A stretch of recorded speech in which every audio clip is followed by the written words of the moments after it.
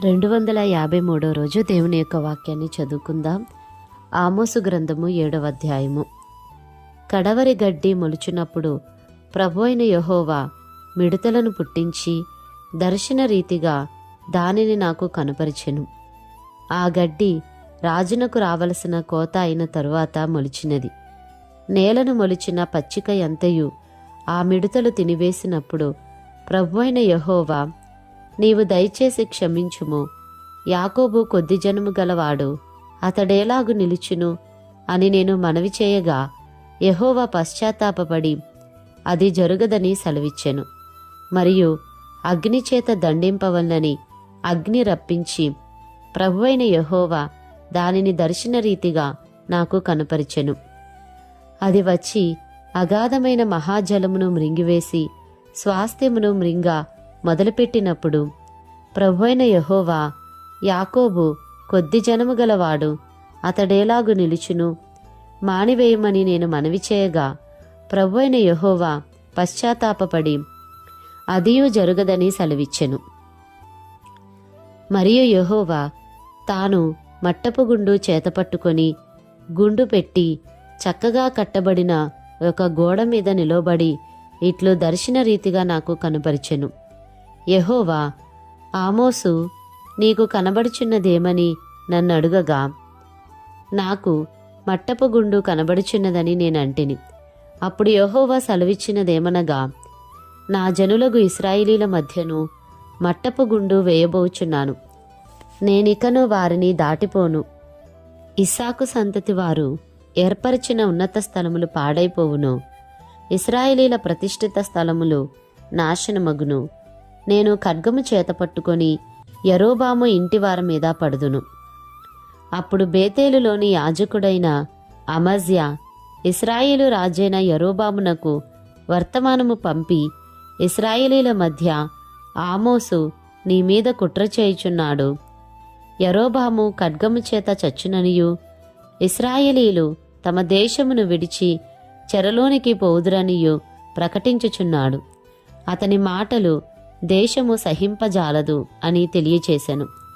మరియు అమజ్యా ఆమోసుతో ఇట్లనెను, దీర్ఘదర్శి, తప్పించుకొని యూదా దేశమునకు పారిపోము. అచ్చటనే బత్తెము సంపాదించుకొనుము. అచ్చటనే నీ వార్త ప్రకటించుము. బేతేలు రాజు యొక్క ప్రతిష్ఠిత స్థలము రాజధాని పట్టణమై ఉన్నందున నీవికను దానిలో నీ వార్త ప్రకటన చేయకూడదు. అందుకు ఆమోసు అమజ్యాతో ఇట్లనెను, నేను ప్రవక్తనైనను కాను, ప్రవక్త యొక్క శిష్యుడనైనను కాను, కాని పశుల కాపరినై మేడి పండ్లు ఏరుకుని వాడను. నా మందలను నేను కాచుకొనుచుండగా యెహోవా నన్ను పిలిచి, నీవు పోయి నా జనులకు ఇశ్రాయేలు వారికి ప్రవచనము చెప్పుమని నాతో సెలవిచ్చెను. యెహోవా మాట ఆలకించుము. ఇశ్రాయేలీలను గూర్చి ప్రవచింపకూడదనియు ఇస్సాకు సంతతి వారిని గూర్చి మాట జార విడవకూడదనియు నీవు ఆజ్ఞ ఇచ్చుచున్నావే. యెహోవా సెలవిచ్చున్నదేమనగా, నీ భార్య పట్టణమందు వేశ్యయగును, నీ కుమారులను కుమార్తెలను ఖడ్గము చేత కూలుదురు, నీ భూమి నూలు చేత విభాగింపబడును, నీవు అపవిత్రమైన దేశమందు చత్తువు. అవశ్యముగా ఇశ్రాయేలీలు తమ దేశము విడిచి చెరగొనబడుదురు. ఆమోసు గ్రంథము 8వ అధ్యాయము. మరియు ప్రభువైన యెహోవా దర్శన రీతిగా వేసవి కాలపు పండ్లగంప ఒకటి నాకు కనుపరిచి, ఆమోసు, నీకు కనబడుచున్నదేమని నన్నడుగగా వేసవి కాలపు పండ్లగంప నాకు కనబడుచున్నదని నేనంటిని. అప్పుడు యెహోవా నాతో సెలవిచ్చినదేమనగా, నా జనులకు ఇశ్రాయేలీలకు అంతము వచ్చేయున్నది. నేనికను వారిని విచారణ చేయక మానను. ప్రభువైన యెహోవా సెలవిచ్చినదేమనగా, మందిరములో వారు పాడు పాటలు ఆ దినమున ప్రలాపములగును. శవములు లెక్కకు ఎక్కువగును. ప్రతి స్థలమందును అవి పారవేయబడును. ఊరకుండుడి, దేశమందు బీదలను మృంగివేయను, దరిద్రులను మాపివేయను కోరువారలారా, తూము చిన్నదిగాను రూపాయి ఎక్కువదిగాను చేసి దొంగత్రాసు చేసి మనము ధాన్యమును అమ్మునట్లు అమావాస్య ఎప్పుడైపోవునో, మనము గోధుమలను అమ్మకము చేయునట్లు విశ్రాంతి దినము ఎప్పుడు గతించిపోవునో అని చెప్పుకొని వారలారా, దరిద్రులను వెండికి కొనునట్లును, పాదరక్షలనిచ్చి బీదవారిని కొనునట్లును, చచ్చు ధాన్యమును మనము అమ్ముదము రండని విశ్రాంతి దినం ఎప్పుడైపోవునో అని చెప్పుకొని వారలారా, ఈ మాట ఆలకించుడి. యాకోబు యొక్క అతిశయాస్పదము తోడని యెహోవా ప్రమాణము చేయునదేమనగా, వారి క్రియలను నేనెన్నడునూ మరువను. ఇందును గూర్చి భూమి కంపించదా?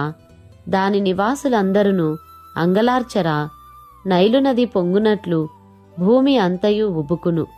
ఐగుప్తు దేశపు నైలు నది వలె అది ఉబుకును.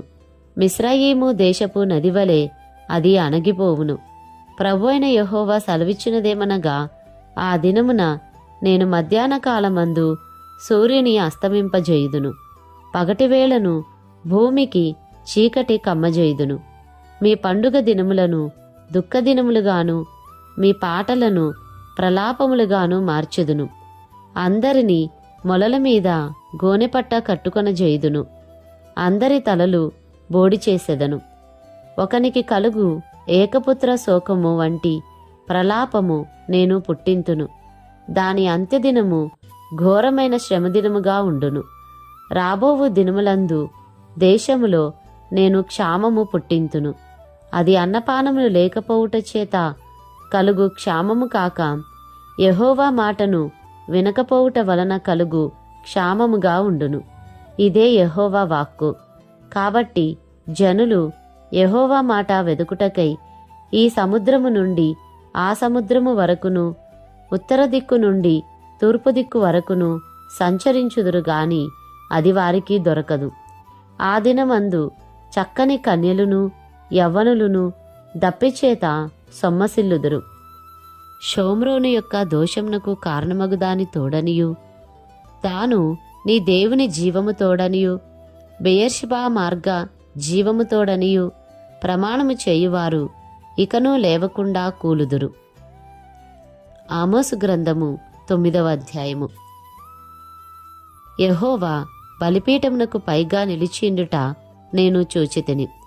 అప్పుడు ఆయన నాకాజ్ఞ ఇచ్చినదేమనగా, గడపలు కదిలిపోవునట్లుగా పై కమ్ములను కొట్టి వారందరి తలల మీద వాటిని పడవేసి పగులగొట్టుము.